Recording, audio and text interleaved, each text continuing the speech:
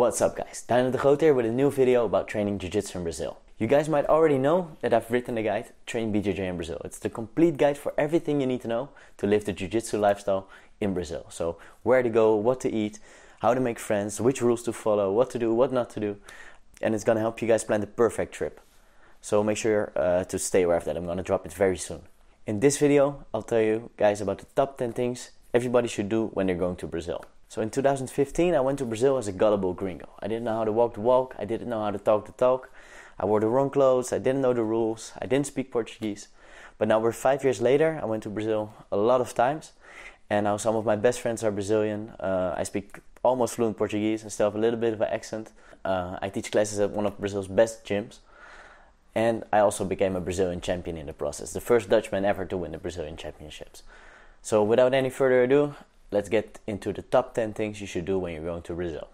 So the first thing I did when I landed in Rio in 2015, after of course getting to my Airbnb and dropping my stuff, was get a Açaí. And the stuff is good there.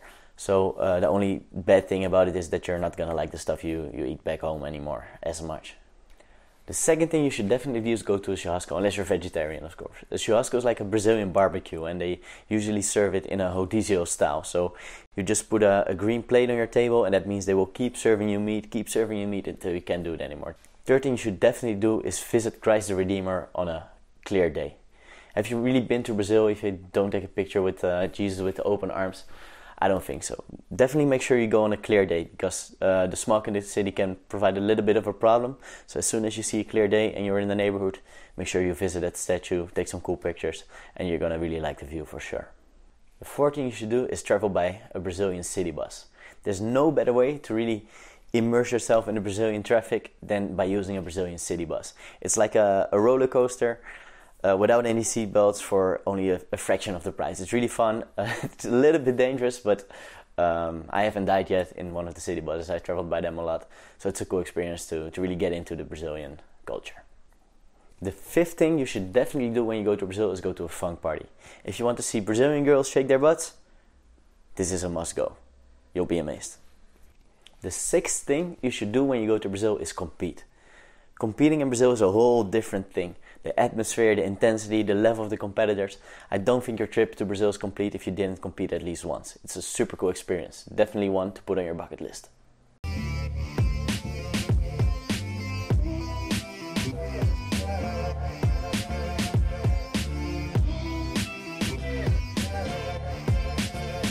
The seventh thing you should do when you go to Brazil is get your ass kicked by a juvenile. No matter your weight or level, there's gonna be at least one juvenile that's gonna give you a really tough roll and make or even like tap you out. There's a lot of 15-year-olds that have been training jiu-jitsu for 10 years and they have the accompanying skills. So it's a little bit annoying to get your ass kicked by a little kid, but it's very humbling and you'll learn a lot from it. The eighth thing you should do is visit a Brazilian soccer game. If you thought Brazilian jiu-jitsu tournaments were intense, you should check out one of the Brazilian soccer games. The ninth thing you should do is drink a Caipirinha on the beach. It's Brazil's national drink and with a coastline of over 8,000 kilometers, it shouldn't be too hard to find a beach that serves Caipirinhas. The basic version is made with ice, sugar, cachaça, which is kind of a rum, and lime juice, or whole limes actually, they crush it. But there's also variations with passion fruit, with strawberry, so there's a variation for everyone, like whatever your taste is, unless you don't like alcohol of course. The number 10 thing, the last thing we'll discuss today you should do when you go to Brazil is learn some cuss words. So one trip to Brazil is not enough to learn fluent Portuguese, but you can learn how to greet people, how to say yes, no, and of course, how to cuss at them. So you'll finally start to understand what people are yelling in tournaments, and with every language, the first thing you'll learn is always the cuss words. So I know some people might think that training in Brazil is too dangerous, but as you could see in last week's video, right here, I guess, here or here, either side, safety is only a concern if you're not smart about it. So if you stay aware and you watch the video, you should be perfectly fine. Another concern is that people don't have the time to plan a long trip to Brazil. But as you'll see in my guide and in upcoming videos, it's very possible to have the perfect trip in only a short time. The final concern is the budget. People think that training in Brazil should be super expensive. But in the next video, I'm going to teach you exactly how to plan a trip on a budget.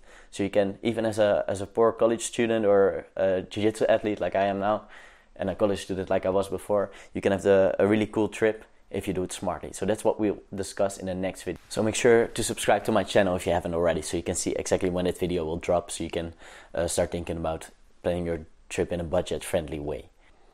Make sure to like, comment, and of course subscribe if you haven't already. And again, thanks for watching. See you guys next week.